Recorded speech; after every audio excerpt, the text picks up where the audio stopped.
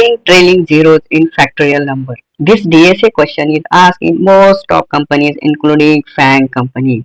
So let's understand what is the question. So where we have given n equals to 5 and the factorial of 5 is 120 where we have a trailing 0. So there is a single trailing 0, so we need to return 1. Similarly, another example is 10. So factorial of 10 has two trailing zeros, so we need to return 2. The simple solution would be to find the factorial of a number and then count the trailing zeros from the result. But the problem here is that if n is 100 and 100 factorial, so 100 factorial is really a big number. It has 158 digits of number, and even a 64-bit integer can have maximum of 20 digits. So that's the overflow and factorial result will be unexpected, and this is not a solution for a big number like 100, 1000. So how do we find trailing zeros in number? Let's say any number, let's say x, if we divide it by 10 and if the remainder is 0, it means this x has a trailing 0. Similarly, if let's say x into 10, then the result would have a trailing 0. For example, x is 13, so result would have 130.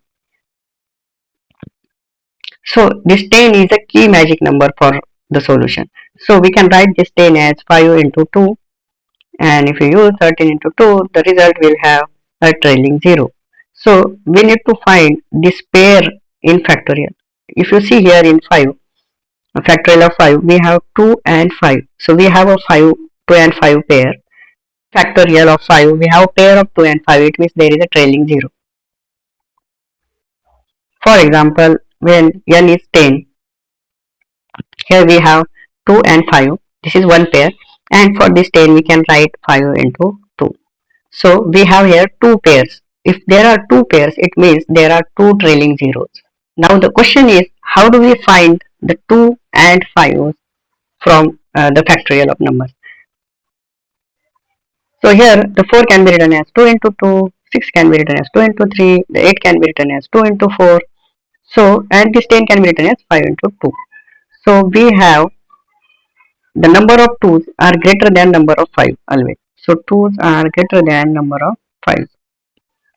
So to find the pair of 2 and 5, this count of 5 is important. So we will find the count of 5 only.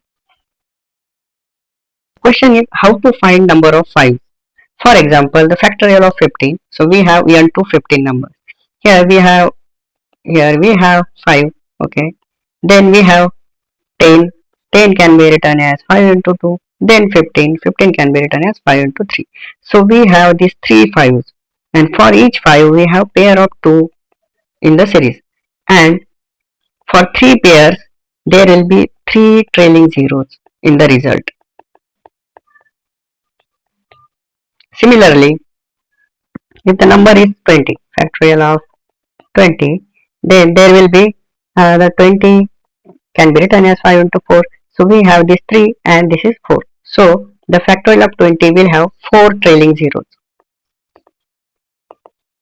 Similarly, for 25, 25 can be written as 5 into 5. So we have 1, 2, 3, 4, 5, 6.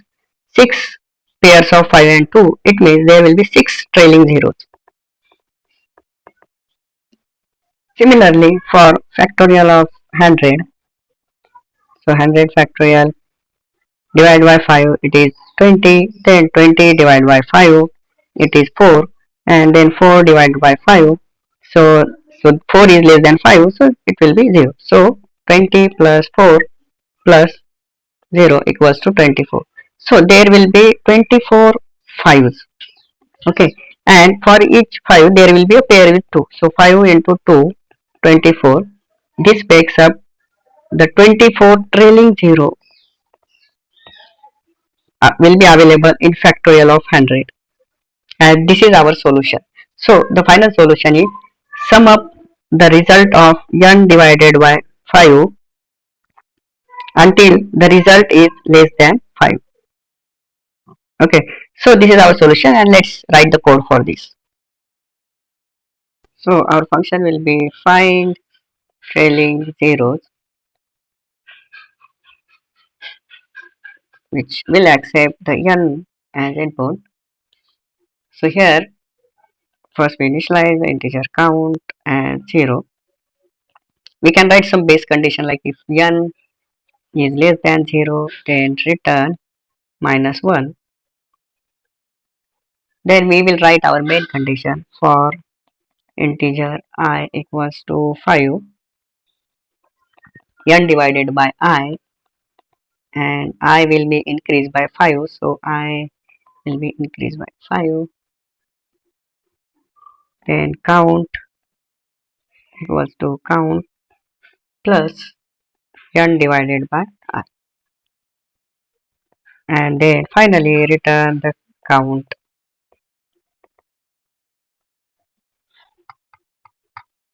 The time complexity of this program, here we are doing the repetitive division, so the time complexity will be O log base 5 n. Because if you like the solution, please like the video and hit subscribe button for more solutions and more DSA problems. So thank you, and we'll meet in next video.